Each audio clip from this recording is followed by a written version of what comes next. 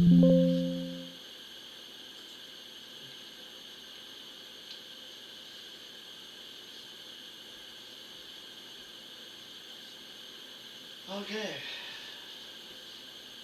so AEW Blood and Guts is in the books. So if you haven't already, I did a watch along of it last night. I didn't realize how long it was going to be. I was tired, but I did it. And yeah, Blood and Guts was a good show. It felt like a pay-per-view. A lot of good matches.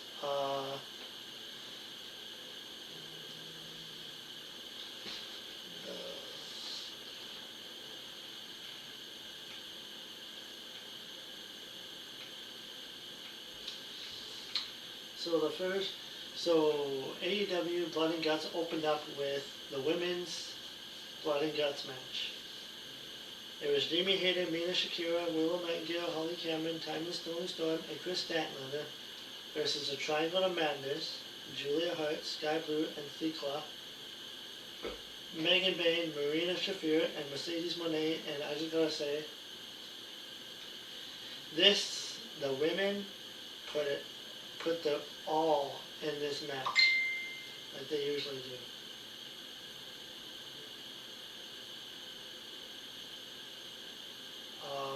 Yeah, this was the first ever women's Blood and Guts match, so I'm pretty sure we'll see more of that. It's just like in WWE when the women have like war game matches, like they just do a really good job, and this one was really good.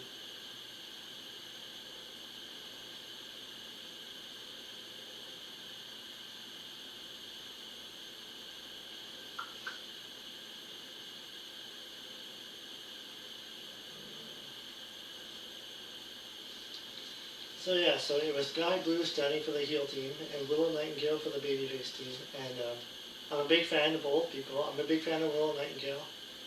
I think she's like really good. I'm also a fan of Sky Blue. I'm not a big fan of Sky Blue. Is heel run? Like I think she was the better babyface, but she's still doing good. Yeah. And there are referees in each ring, even though the match won't end until all 12 wrestlers are in the match. So I don't know why they need 12 women instead of 10 with the guys, but here we are. Blue had a kendo stick and Willow had a trash can, but then it turned into a slugfest. The double cage had a roof on it. Willow was in control with the power for a few minutes. There was an extension connecting the ring to the cage, so Willow slingshot Blue into the cage. Willow hit a pounce on Blue into the cage. Blue was bleeding heavily from the forehead, so Sky Blue was busted open like minutes into the match. And Willow whipped over Blue with punches. Willow tried to move off the turnbuckle, but Blue fought her off. The first 5 minutes were up, so it was time for the next entrance. So Julia Hart was next to support Sky Blue, and Hart and Blue hit a double team powerbomb on Willow. Hart worked over Willow by sending her into the turnbuckle, and then did a rope walk leading to a clothesline. Hart and Blue took turns hitting strikes on Willow, and Blue was bleeding heavily and super kicked Willow. And then it was Harley Cameron as the second entrance for the babyface team, and then Harley hit a sling blade. She hit multiple splashes. Willow went back up with a double clothesline. Harley set up a Hart upside down, so Harley hit a low dropkick into the chair in Hart's face. Willow hit a cannonball on Blue onto the trash can lid. They went into a picture-in-picture break.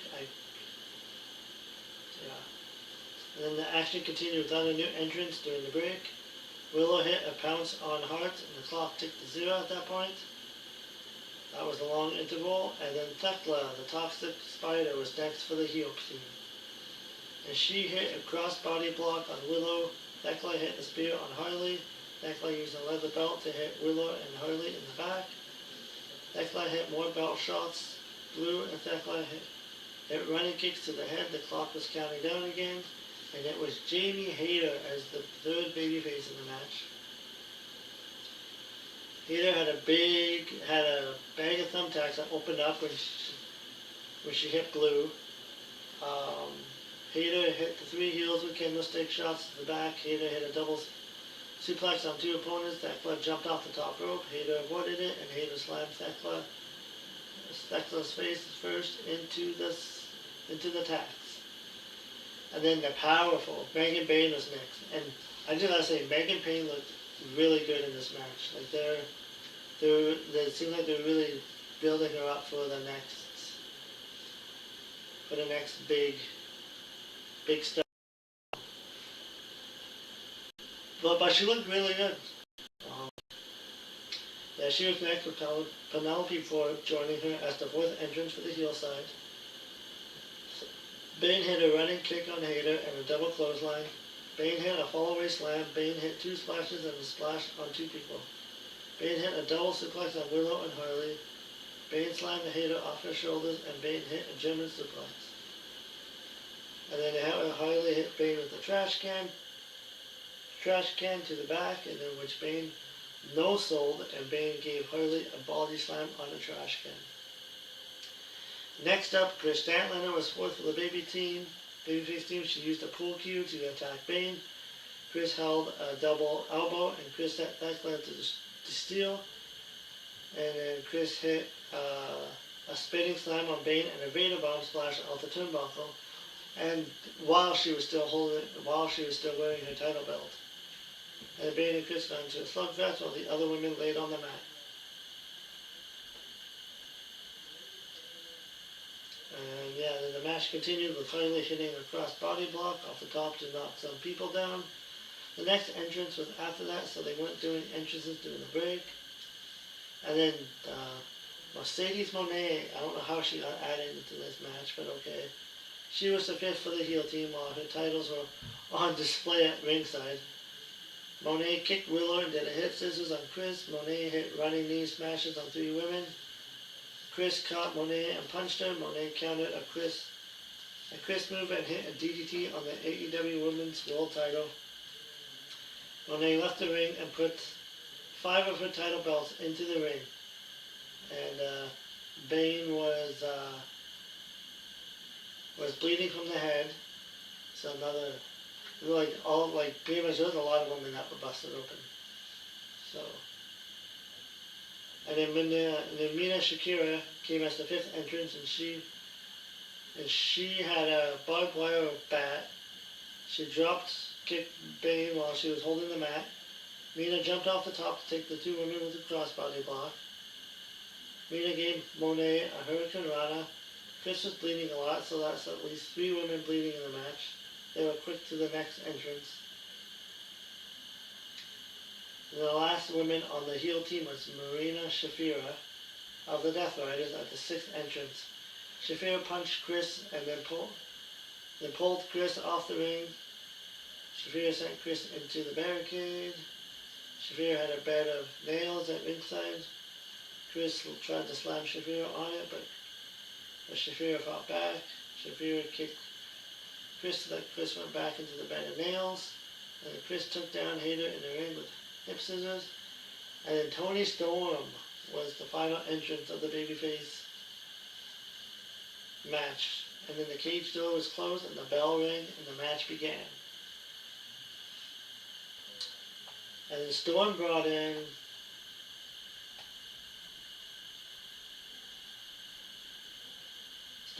a handful of pearls and hit some of the heels with them. Shafira attacked Storm with some strikes along with a spinning kick off the rope. Storm taped up her first and then put her left hand into some broken glass while she used to punch 2 opponents. Storm and Mina hit running hip attacks. Storm and Mina gave Bane a double DDT onto the Pearls of Doom. And then there was tables set up between the 2 rings. Blue was climbing the cage. Hayter went up after her, and Hayter tried to powerbomb through the table, but the table didn't break. Then Hayter tried an elbow drop through the table, and it broke some of the table, but not all of it, which looked pretty Yeah, which looked like it hurt. Willow hit a double clothesline and the bloody Bane hit a clothesline. Mina hit a DDT on Bane. Shafir hit Storm with the title belt. Monet kissed Storm. And Monet hit the Moneymaker on Storm. She slammed Chris down. Harley had her puppet and Monet got rid of it. Harley had brass knuckles and she punched Monet hard, and Thekla climbed on out of the cage by going through some holes that were part of the cage setup. Thekla hit a spear on referee Mike Posey, so Hart grabbed the key. Hart opened the cage door. Hayter and Harley were tossed from the ring to the floor. Monet threw Chris onto the steps, and Thekla hit a running spear on Hayter and Harley. Chris pulled Monet, and Chris shut the door on Bane. And yeah, then Storm was on the attack with a high heel shoe.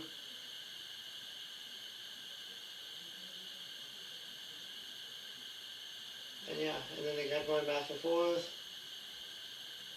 Almost every woman was like busted open in this match. This match went a total of 46 minutes, and it was a wild match. That was great.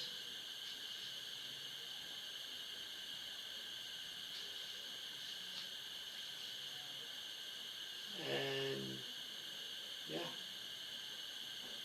And near the end of the match, they kind of had a little bit of a story here, because Storm was on the attack with a high heel shoe that she used to gouge the eyes of Lou and Shafir, who was also bleeding. Storm dumped out some broken glass in the ring. Storm Mina gave Shafir a double DDT onto the broken glass.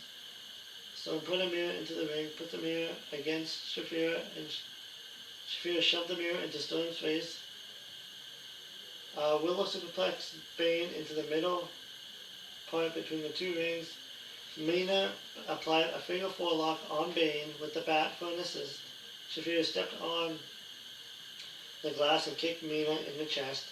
Shafir held on to Mina in the front face lock while Storm was being held by the other heels. Bane smacked Mina in the back with the title repeatedly. Storm was being held by three women. Storm surrendered to save her friend Mina Shakira from the tag. Mina Shakira.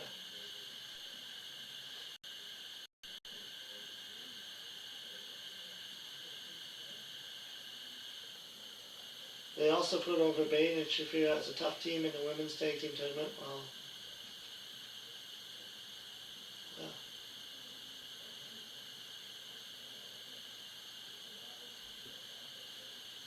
And then after the match, they showed Mina. Oh yeah, the winner of the match was Julia Hart, Sky Blue, and Thekla. Megan Bane, the silly heels won because Toni Storm surrendered to help her friend.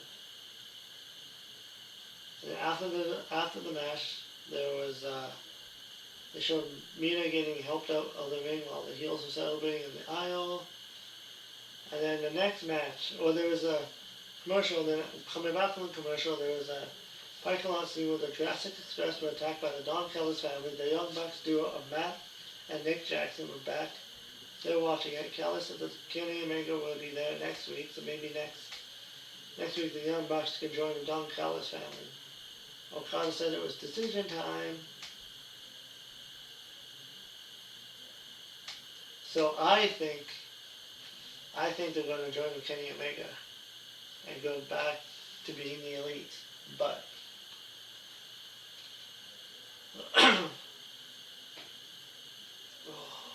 yeah, we'll see what happens with that. Next match was Falls Count Anywhere. Adam Page and Powerhouse Hobbs.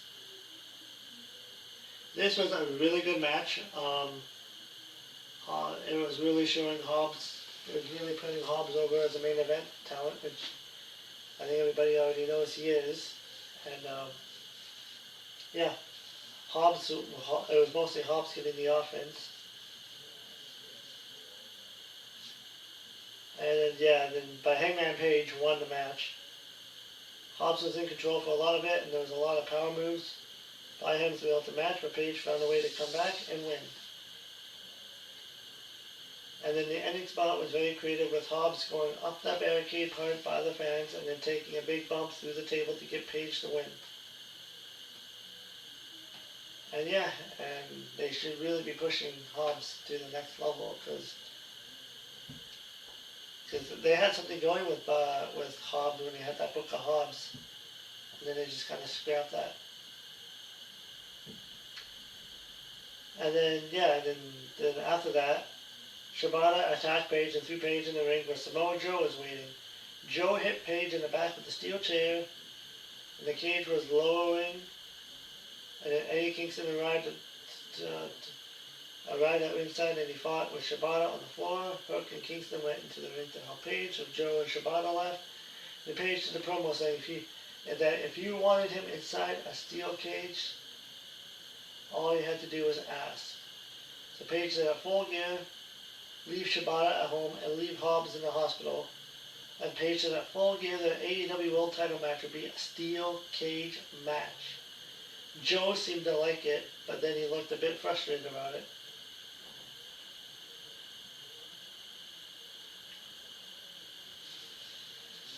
Now, this next segment, I thought that this segment didn't belong on the show. It shouldn't have been on the show.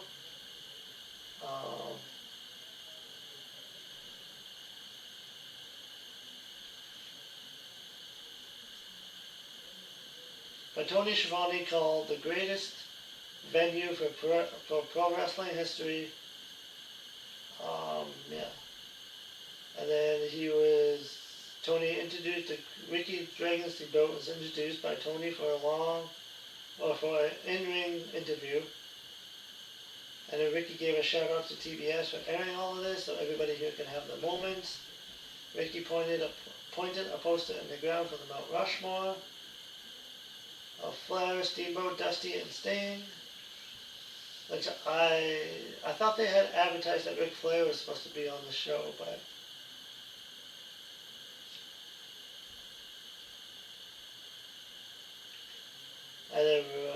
he wasn't. So that could have led to some changes in this segment.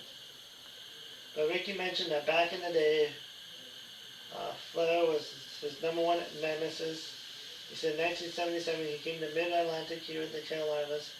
Ricky said that Rick went to Jim Crockett, said he wanted to do something with him, and then the FTR interrupted. Also could have been a long segment. I don't know, maybe this just felt long because there was already because there was already a long show, and then they already had like 2 matches. And then, yeah, the FTR made their way into the ring.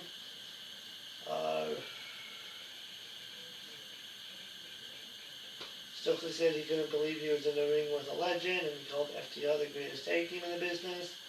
Big Stoke shook hands with Ricky. Ricky mocked Big Stoke for being short. Stokely said at Full Gear, FTR make history when they become the 3-time AEW World Tag Team Champions. Stokely said he wanted Ricky to be there live and asked if he had Macho Man's phone number. Cash said that they hold Ricky in high regard. Cash showed images of FTR teaming up with Rick in Ricky's retirement match. Cash said if they were going to make Ricky look like a shell of his former self, then it's FTR. And Dax said he learned so much from Ricky. Dax said that 13 years ago Ricky was his trainer, and Dax mocked Ricky by acting like he didn't learn anything from him. Dax trashed Ricky for not saying an intelligent thing in his life. Ricky said that Dax's attitude has gone in the toilet, and claimed that Ricky told him that it doesn't matter how much you make. Just make sure you save your money. Because Dax mocked Ricky, saying that if he took his own advice, then he wouldn't have to be here tonight. Well, I mean, it is kind of true. And yeah, there was just Cheap Heat going back and forth.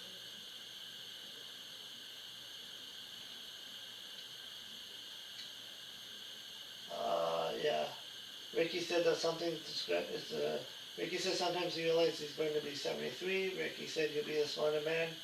And he left the ring, but Cash grabbed him. Dax punched Ricky lightly a few times. Brody King, and Bandito made the save. And they beat up FTR with strikes.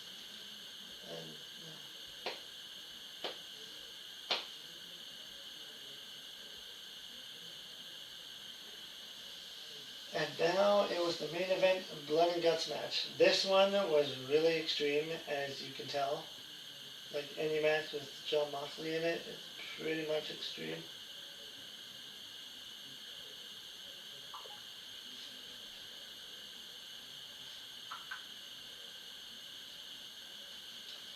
And Darby Allin started the match. While Wheeler Yuta was up first for the Death Riders, Allin had a skateboard in the ring. Yuta bailed to the floor, so Allin, with a dropkick on the floor, Allin set Yuta into the barricade inside of the cage several times. Allin set Yuta into the barricade again. Allin charged. Yuta avoided him, and Yuta sent Allin into the barricade. The fans were chanting "F you, Yuta" as Yuta sent Allin into the cage. They hit a coffin drop on standing Yuta. And then, yeah, I won't go through all of this. But the babyfaces had the advantage, so Orange Cassidy was next, and he brought the backpack into the ring.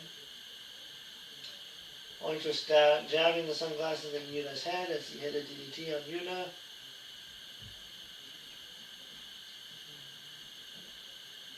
Allin jumped off the top and stomped onto the skateboard onto Yuta's back. Orange covered, but there was no pinfalls in this match. Then the Death Riders member was Daniel Garcia that came out next. The one thing I found annoying with the Death Riders is that they kept playing the Death Riders theme over and over again. Like, I realize they're a stable, but at least play their own music instead of hearing the same song over and over again. So,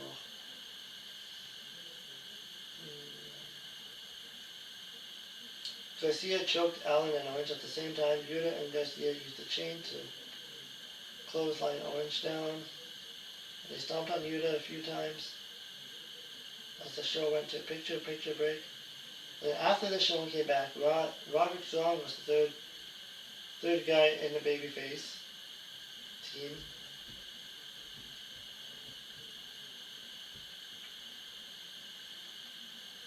And then the third Death Riders member was Claudio Castagnoli. Claudio and Strong standing there while the other four guys were down selling. Claudio sent Strong into a chair that was against the turnbuckle. Orange jumped onto Claudio's back, but Claudio still did the great swing to Allin while Orange was on his back. Claudio tossed Allin from the near ring into the far ring. Claudio sent Strong into the ring. And then it was Kyle O'Reilly at number 4 for the babyface team. Kyle hit a belly-to-belly suplex on Garcia. And then, yeah.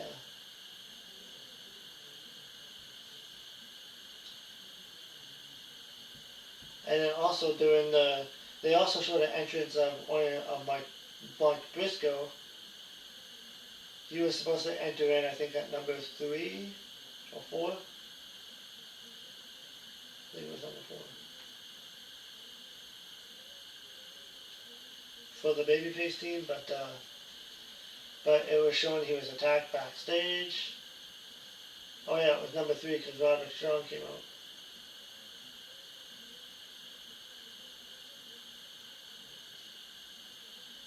To take his place, and then Kyle O'Reilly came out, and then, yeah. And then Jon Moxley was 4 for the Death Riders, which I actually thought Jon Moxley was going to come out last. Moxley brought a fork into the ring, Kyle tried to trip, and Moxley jabbed a fork into his head repeatedly. There was a lot of blood in this match, so I think almost everybody was busted open in this match. Moxley gouged Strong's face with his fork. Moxley used the fork to hit Allin in the back.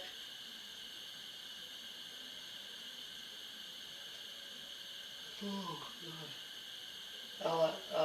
Excalibur Claudio said that Moxley could punch her along like that. I don't think so, but rest of everything else is lie. And then, yeah, the Moxley and Garcia used to fork the ground in Allen's back. And then Kyle was bleeding heavily after taking the fork attack, and he did a blade job. Moxley got in. And they had Rene Paquette give an update to say Mike Briscoe was unable to participate in the match. It was believed that Mike Briscoe was attacked by the Don Callis family. So it'll be a 5-on-4 match. And then Pat was the fifth and final member for the Death Riders. So that was 5-on-4 in the match since the baby faces only have 4 guys in the match. The bell rang because it's submission or surrender to end the match. And then the Death Riders were in control as Pat hit a German suplex. And then Mark Briscoe showed up with a steel cage and a toolbox.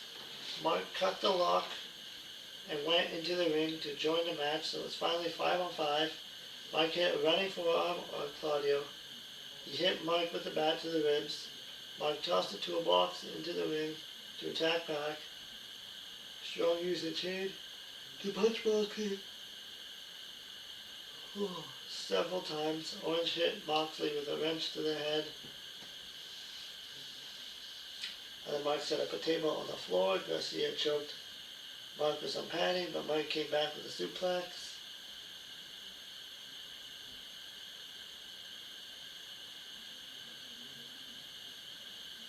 Kyle applied the cross armbreaker on Garcia on the floor. Yuta was on top of the cage with Mark.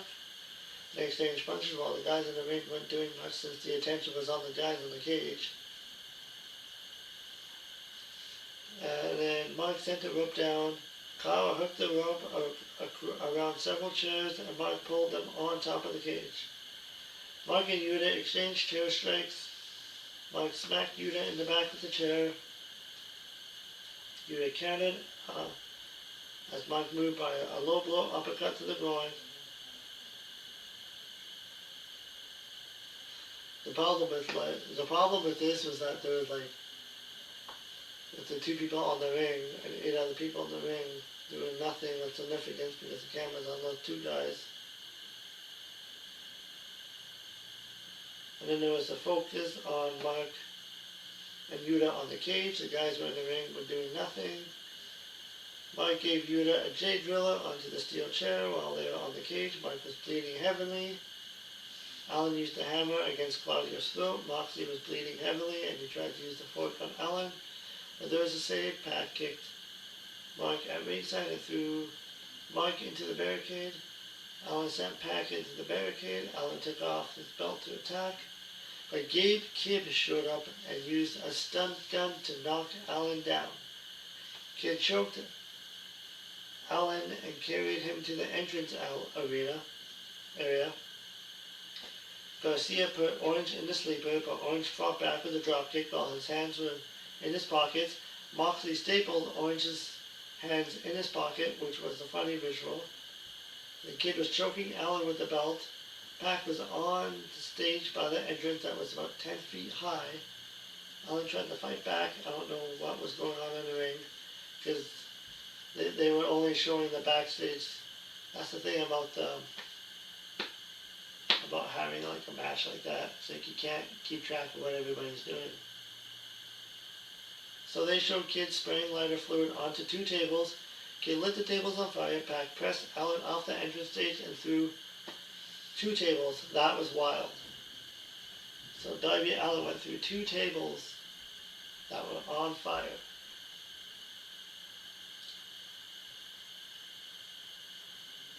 He is considered to be the next Jeff Hardy. He's probably more extreme than Jeff Hardy was. Then Death Riders were in control of the ring as Moxley put a chain in Kyle's mouth and applied a bulldog choke.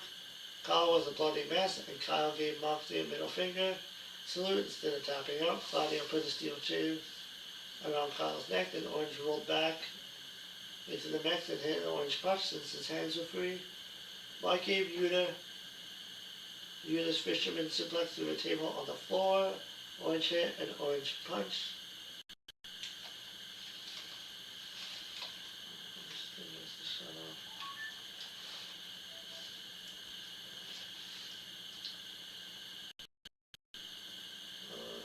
So strong tossed Yuta through a table. That didn't break the first time they tried. Claudia popped up orange. Orange hit another orange punch on Moxley. Kyle applied the ankle lock on Moxley, and Moxley nearly tapped out, but Moxley turned it into a bulldog choke. Kyle slipped out of it, and Kyle applied an ankle lock with a heel hook, and Moxley was in the broken glass, and he tapped out. So I was really surprised that Kyle O'Reilly, that they gave Kyle O'Reilly a tap out win. I mean, it was good for Kyle and Roderick. I mean, like Kyle and Roderick were like really good in NXT when they're there. It's the Undisputed Era. So yeah, so the baby faces won. Roderick Strong and Mark Briscoe, Orange Cassidy, and Kyle O'Reilly. And this match went 54 minutes. And it was an outstanding match. They got lots of time, and there was many spots, many big spots and moments where it looked like one side was going to win.